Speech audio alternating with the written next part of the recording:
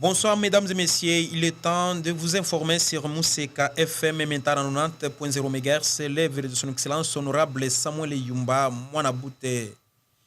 Merci mesdames et messieurs de Babambayo, c'est moi à sa présentation accompagné de messieurs Rigen Kade. La mise en onde est assurée par ingénieur Alain Touré Mwengue.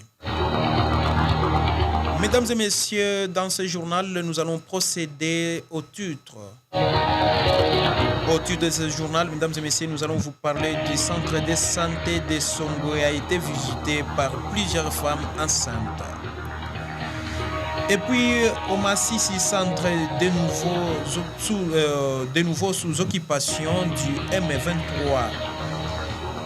À Goma, mesdames et messieurs, un militaire lynché à Mugunga après avoir blessé 3 personnes par balle dans le camp de déplacés. Et à Lomami, mesdames et messieurs, nous allons vous parler du présumé meurtre des 2 Chinois aux arrêts. Et à la fin de ce titre, mesdames et messieurs, nous vous parlons de Félix Tshisekedi qui annule ses voyages en Guinée et au Venezuela.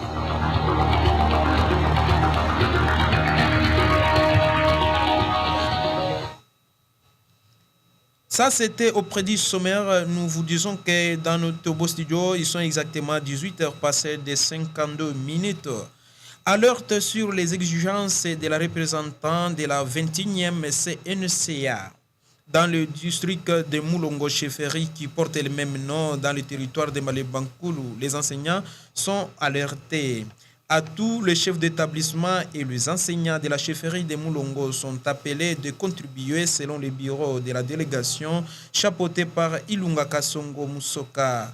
L'information est parvenue sur Radio Mousseka ce mercredi 8 janvier 2025 via notre correspondant place à Kaloumé. Mousseka FM.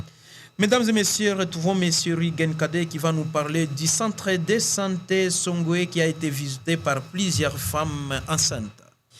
C'est ce jeudi 9 janvier 2025 que ce centre de santé de Songwe, qui est sous le leadership de l'Ité Banzé Mungala urbain dans la chefferie Moulongo, territoire de Malimankoulou, dans la province d'Yolomami, a été visité par plusieurs femmes enceintes pour suivre les soins médicaux. Selon notre correspondant en place, M. Ronsard, précise que 80 femmes enceintes ont participé aux leçons qui ont été données par l'IT de ces centres et ses accoucheuses. 12 femmes ont mis au monde depuis le début de cette semaine. Ces derniers appellent les autres femmes enceintes qui sont encore à la maison de visiter ces centres pour les soins médicaux. Info recueilli auprès de notre correspondant Ronsard à Songwe. Mousseka FM. À Massissi centre de nouveau sous occupation du M23. La cité de Massissi centre est repassée sous occupation des rebelles du M23 depuis la matinée de ce jeudi 9 janvier, à l'issue de l'affrontement ayant opposé cette rébellion soutenue par les Rwandais aux MFARDC et les Wazalendo. Les ministères de MFARDC et les Wazalendo ont passé nuit à Massissi centre d'où ils avaient délogé des rébellions du M23. Ces derniers, selon les sources locales, ont relancé l'attaque à partir du 9h local. Par ailleurs, d'autres affrontements ont été signalés le même jeudi dans la matinée sur colline autour de Boulemana, groupement de Mufouti Shanga, et dans la localité de Mweso, groupement de Bachali Mokoto, indiquent les sources locales à Radio Okapi. Mousseka FM. Des combats de MFARDC, les M23 signalés sur plusieurs fronts de Massissi dans la province de Nord-Kivu-Genkade. Deux combats ont opposé dans la matinée de ce jeudi 9 janvier l'armée congolaise et les combattants Wazalendo aux rebelles du M23, appuyés par le Rwanda dans plusieurs localités du territoire de Massissi au Nord-Kivu. Ils se sont déroulés notamment autour des collines d'Endumba, Kiluku, Bwanga et Lukala sur l'axe Bourimana dans les groupements Mofuni, Changa ainsi que dans la localité de Mweso, groupement Bachali Mokoto.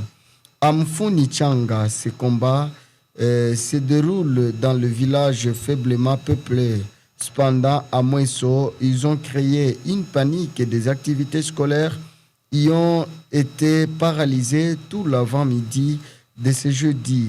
Certaines sources parlent de 2 civils, un enfant et un homme qui ont été grièvement blessés par balle. Radio Kapi. FM. À Goma, un militaire lynché à Munguga après avoir blessé 3 personnes par balle dans un camp de déplacés. Un homme identifié comme un éléphant des forces armées de la République démocratique du Congo a été lynché par des déplacés en colère après avoir blessé par balle 3 personnes dans un camp situé au quartier Mungunga à l'ouest de Goma en province du Nord Kivu ce mardi 7 janvier 2025. Selon des déplacés, des témoins de l'événement, les militaires armés seraient entrés dans les cas des déplacés pour extorquer leurs biens et c'est suite à leur résistance qu'il aurait tiré sur ces 3 personnes grièvement blessées et transférées dans une structure sanitaire de la place pour des premiers soins. Le maire de la ville de Goma, le commissaire supérieur principal, le capitaine de commande Faustin, avait pourtant interdit la circulation des militaires et des armées du camp de déplacés pour éviter des incidents déshonorants. 7 sur 7.cd qui a livré l'information. FM. Après ce point, retrouvons encore M. Rigen Kader qui va nous parler du Owele, la reprise timide des activités à Zambia après les affrontements entre Zandé et Longo. Les activités socio-économiques sont timidement repris mercredi 8 janvier dans la localité de Zambia, située à 50 km de la cité de Faradje, Owele. Ce retour à la normale est consécutif au déploiement dans la zone des militaires des FARDC pour stopper les violences intercommunautaires. C'est là au lendemain de violences communautaires qui ont éclaté entre les communautés des Andes et Logo qui se disputent le centre commercial de Zambia situé en territoire de Ndungu. Selon certaines sources, presque toutes les activités économiques étaient paralysées ce matin. Des maisons de commerce vandalisées et le trafic timide sur les tronçons Zambia-Faradje. Plus de 40 000 personnes, la majorité des femmes et des enfants, avaient fui la zone. Selon des sources locales, les disputes entre ces 2 communautés depuis plus de 6 mois ont provoqué des violences qui se sont soldées par d'importants dégâts matériels, le meurtre de 3 civils et l'incendie de maisons. Justin Enepai, acteur de la société civile locale, appelle le gouvernement à dépêcher des experts de l'Institut géographique du Congo, IGC en sigle, afin de définir les limites administratives de ces entités en vue de faciliter le vivre ensemble et la réduction des violences. Radio Kapi. FM. Dans la province de Lomami, le présumé meurtre de 2 Chinois aux arrêts. Le brigadier Pascal Mutombo Kanyemesha, autrement connu sous le pseudonyme, est appréhendé le 8 janvier 2024 par les services de sécurité de la province de Lomami. Le brigadier aurait commis un meurtre sur le sujet chinois à Mwenedjitu le jour du Nouvel An 2025. Le ton est haussé depuis le jour du meurtre par le gouvernement congolais a eu à promettre lors du Conseil des ministres l'arrestation du policier auteur de la crime. Aussi, la délégation chinoise de l'entreprise Grexis est venue se plaindre de la situation et annonce la suspension des travaux routiers. Pour le moment, ces présumés policiers se trouvent à la disposition des services de sécurité avant d'être jugés. Ces propos est recueilli à la radio-télévision nationale. FM. Après ce point, retrouvons encore M. Rigen Kade qui va nous parler de Lubero. Le M23 attaque une position de MFARDC à Kyulo, Timbo. Des affrontements ont repris ce jeudi 9 janvier dans la matinée dans le sud du territoire de Lubero au nord Kivu entre l'armée congolaise et les rebelles du M23.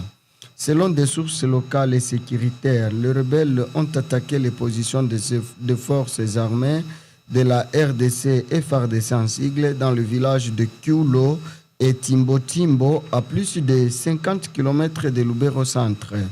Le même source affirme également que ce mercredi 8 janvier, une bombe larguée par les rebelles du M23 a fait un mort à Kavuga, village situé à 35 km de Lubero centre.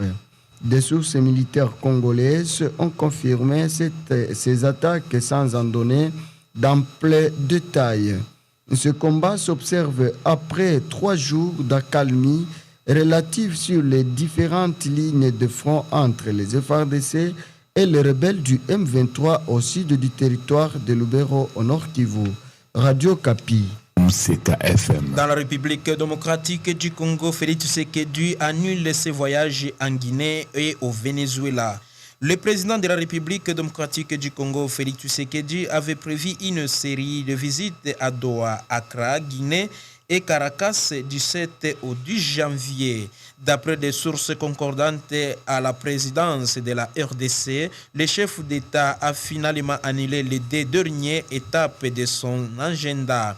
En croire des sources d'actu 30.cd, sauf les changements, aucune autre visite n'est programmée et le chef de l'État a décidé de rester en République démocratique du Congo après son séjour à Accra. Il faut noter que Félix Tshisekedi a débuté sa tournée à Doha, au Qatar, où il a eu des discussions de travail avec l'émir du Qatar, Chen Tan bin Hamad. Il est ensuite dirigé vers l'Accra ou au Ghana, accompagné des premières dames Denise Nyakero pour participer à la cérémonie d'investiture du nouveau président ghanéen John Dramani Mahama en présence d'une vingtaine de chefs de l'État. As-tu 30.cd pour l'information? Après ce point, mesdames et messieurs, nous allons vous parler du Liban. Le Parlement s'est réuni ce jeudi pour élire un président de la République après une vacance de plus de 2 ans. Le Parlement libanais s'est réuni ce jeudi 9 janvier pour tenter d'élire un président de la République après une vacance de plus de 2 ans. La voie ensemble ouverte pour l'élection d'un successeur à Michel Haou, dont le mandat s'est achevé fin octobre 2022. Le candidat favori est le chef de l'armée, le général Joseph Haou, qui joue du soutien des États-Unis et d'Arabie Saoudite, 2 pays qui exercent une influence politique majeure au Liban.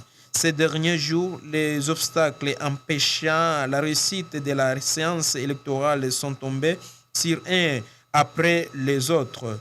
Le quorum de 86 députés sur 128 que compte le Parlement sera assuré sans souci. Et si aucun candidat n'obtient les 2 tiers des votes lors de la première séance, les 65 voix nécessaires pour élire le président lors des séances suivantes sont disponibles et RFI.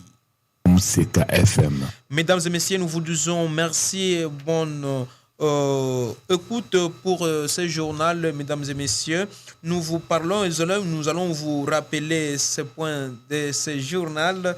Nous vous avez dit de centre de santé de Songwe qui a été visité par plusieurs femmes enceintes. Et nous vous avons parlé aussi de Masisi Centre, de nouveau sous occupation du M23.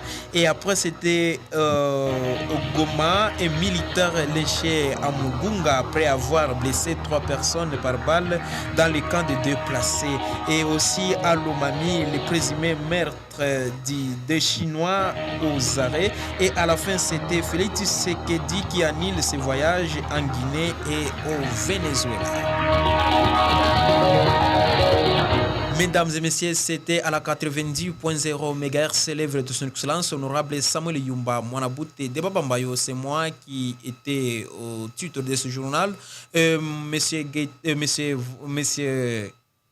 Rigen Kader et aussi l'ingénieur Alain Touré Mwenge pour la mise en onde.